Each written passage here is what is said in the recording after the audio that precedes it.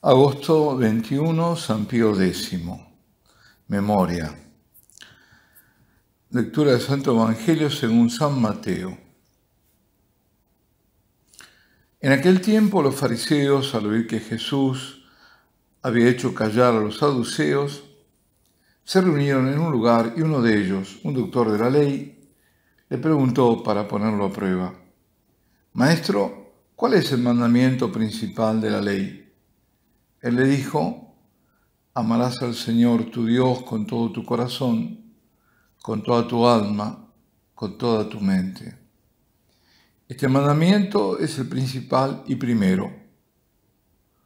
El segundo es semejante a él: amarás a tu prójimo como a ti mismo. En estos dos mandamientos se sostienen toda la ley y los profetas. Palabra del Señor. Vamos a comenzar por Ezequiel. Seguimos con Ezequiel, que no fue leído. En este caso es una visión, digamos, un poco extraña. En espíritu lo lleva y se ve el profeta en medio de un valle, pero está lleno de huesos, todos huesos. Y el Señor le manda pronunciar un oráculo. Es decir, cuando se habla de oráculo, es Dios que está hablando. Es la palabra de Dios, es Dios que está hablando por medio del profeta. Como que el profeta le está prestando su voz, pero es Dios. Y ese oráculo es: huesos secos, escuchad la palabra del Señor, esto dice el Señor, a estos huesos yo mismo infundiré sobre vosotros el espíritu y viviréis. Pondré, dice, los tendones, haré crecer la carne, extenderé la piel, es decir, lo va a reconstituir y comprenderéis que yo soy el Señor. Y efectivamente ve él que se van formando, que de esos huesos se forman tendones, carne, músculos, todo, la piel, todo, pero no tiene espíritu. Entonces, dice el Señor: ven de los cuatro vientos, espíritu, y sopla sobre estos muertos para que vivan. Lo dice el Señor de nuevo por boca del profeta, es decir, manda al espíritu, ven. Y revivieron y se pusieron en pie.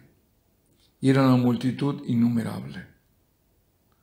Esos huesos son la casa de Israel.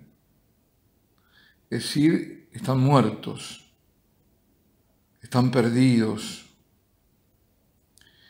no tienen esperanza, están atribulados. Entonces viene la promesa, la gran promesa del Señor: yo mismo abriré vuestros sepulcros y os sacaré de ellos, pueblo mío, y os llevaré a la tierra de Israel. Y pondré mi espíritu en vosotros y viviréis, y comprenderéis que yo soy el Señor. Lo digo y lo hago. Bueno, esa visión, esa figura es el pueblo de Dios, la iglesia, por ejemplo, que cuando no está el espíritu, está muerta. Es una iglesia sin espíritu, es una iglesia muerta. Puede tener estructuras, puede tener un montón de cosas, pero no tiene el espíritu. Es lo mismo que pasa con un templo. Ya creo que lo comenté, lo que me pasó en Delft. Una iglesia preciosa, pero no estaba el Santísimo, no estaba Dios, se había retirado. Por lo tanto, eso no había, eran piedras, nada más que piedras. Es decir, no tenían vida. Las piedras vivas somos nosotros, claro, pero la propia iglesia se impregna de esa presencia y se nota. Lo mismo pasa con la iglesia sin el Espíritu. La palabra de Dios sin el Espíritu. El Espíritu Santo es el autor de la palabra, de la Escritura. A través de hombres fue hecha. Pero el autor verdadero es el Espíritu. Y esa misma Escritura, como dice la Constitución de Verbum debe ser leído en el mismo espíritu. Si no se lee en el espíritu, si no se interpreta en el espíritu, entonces son palabras muertas, no se entienden. Eso lo sabemos aquellos que hemos estado fuera y que de pronto de todo era que no entraba nada, no se entendía nada. Eran palabras, o se entendía algo, pero no tenía vida la palabra de Dios. Y hoy la vemos que constantemente nos está hablando. Si estamos en el Espíritu y con el Espíritu, se debe leer en el Espíritu Santo. Lo mismo, entonces yo pienso, ¿no? Aquella visión tan actuales de Ana Catalina Emmerich sobre esa iglesia, donde era muy fácil entrar y salir y todos estaban ahí, protestantes, de todo había, pero no estaba el Espíritu. Muy grande, muy cómoda, para decirlo de una forma, entre comillas, por supuesto, pero no está el Espíritu. En cambio, la verdadera iglesia, recogida, perseguida, pero ahí sí está el Espíritu. Entonces no es cuestión de estructuras ni de números, sino dónde está el Espíritu. Y pues bien, ahora tenemos de nuevo a estos fariseos. Estos fariseos, porque lo curioso es que los fariseos y los saduceos creían en cosas muy diferentes. Los saduceos no creían en la resurrección de los muertos, no creían en los ángeles, y los fariseos sí. Y estaban en constante lucha entre ellos. Sin embargo, están de acuerdo en algo, contra Cristo. Entonces, el Señor había hecho callar a los saduceos. Habían querido ponerle trampas y no pudieron. Y ahora ellos, entonces, prueban los fariseos a ponerle trampas. Los grandes religiosos. Toda la religión talmúdica en que se ha convertido Israel viene de ellos. Se quejaba el rabino mayor de Roma de que se menciona constantemente a los fariseos. Pero es que es así, porque Dios lo hacía, porque es la falsa religión.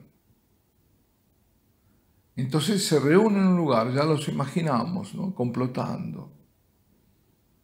Y uno de ellos va y le pregunta, además un doctor de la ley, un teólogo, para ponerlo a prueba, ¿cuál es el mandamiento principal de la ley? A ver qué dices, a ver si estás contra Moisés. A ver qué es lo que dices. Y dice lo que ellos no pueden estar de desacuerdo, lo que está en Deuteronomio, el Shema Israel.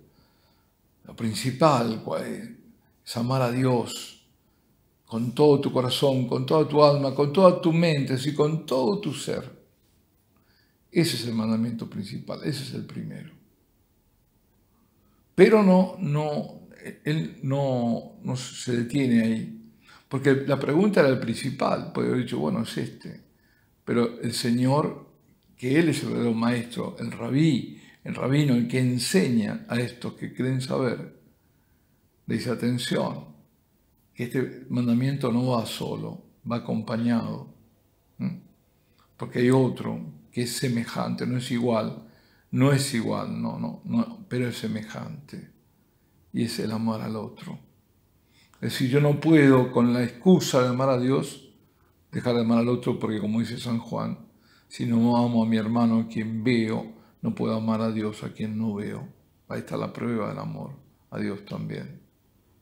Pero ellos se agarraban de esas cosas. Por ejemplo, decían, esto es corbán, es decir, dinero que lo tenían para el templo, entonces no ayudaban a los padres. Realmente es jugar con la religión, es servirse a la religión. Y eso es absolutamente condenable por el Señor. Ahora, estos dos mandamientos resumen todo, dice, toda la ley, la sostienen. Porque ahí está, si yo evidentemente amo a mi prójimo como a mí mismo, pues no no le robaré, o no robaré su mujer, o lo que sea, ¿no es cierto? O no codiciaré esto, aquello. Bueno, evidentemente está todo contenido en eso, en el amor. Es decir, todo lo que ha dado Dios a Israel, que son a través de la ley de Moisés y los profetas. Recordemos, son las dos cosas. Por eso esa imagen, ¿no?, que se tiene la transfiguración. Moisés y Elías. Elías representa todo, el sumum, digamos, el sello de los profetas y de las profecías, el gran profeta Elías. Y del otro lado está la ley. Pues esto que se llama el Tanaj, la Torá, que es la ley, el Pentateuco, y por otro lado los profetas, todo esto. También los sapienciales, pero ahí está todo. Ahí está todo el Antiguo Testamento, por ejemplo. Todo está ahí. Bueno, hoy, dicho esto, vamos a recordar que celebramos la memoria de San Pío X. San Pío X, el nombre era Giuseppe Sarto. Fue papa desde 1903 a 1914. Había sido obispo de Mantua, patriarca de Venecia, y sube a la cátedra de San Pedro con el nombre de Pío X. Es el primer papa que proviene de campesinos, popular, y después, 65 años después de él, será el otro papa, Juan XXIII. Es uno de los primeros pontífices en haber recorrido todas las etapas del ministerio pastoral, desde capellán hasta llegar a papa. Es el pontífice que en el motu proprio, entre las necesidades solicitadas de 1903, afirma que la participación a los santos misterios es la forma primera, indispensable en la vida cristiana. Defiende la integridad de la doctrina de la fe, promueve la comunión eucarística de los niños también, da vía a la reforma de la legislación eclesiástica, se ocupa de la cuestión romana, es decir, el problema que había con Roma, de la acción católica también, y además de la formación de los sacerdotes, y hace elaborar un nuevo catecismo, Catecismo de San Pío X. Favorece el movimiento bíblico, promueve la reforma litúrgica y el canto sacro. Así que llegamos de párroco a obispo de Mantua, a patriarca de Venecia, elegido finalmente pontífice de Roma. Y se propone como programa de gobierno recapitular todo en Cristo. Y lo realizó, lo hizo, con simplicidad de ánimo, con pobreza, con una gran fortaleza. Me tocó un momento muy difícil, muy difícil. Ahí estaban ya los modernistas y toda la época, pensemos, toda la época, que además termina justamente él cuando comienza la Primera Guerra Mundial. Todo ese caldo de cultivo que había.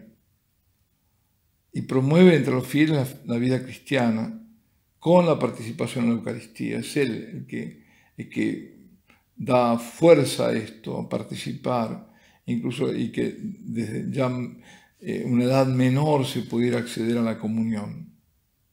Y sobre todo se ocupa de la dignidad de la Sagrada Liturgia, la integridad de la doctrina. Un gran papa, un gran santo. En Roma se celebra justamente mañana, el aniversario de la muerte de San Pío X, papa. Bueno, que este papa, que tanto necesitamos en este tiempo, nos ilumine, interceda por nosotros, por su iglesia, desde el cielo. Alabado sea Jesucristo.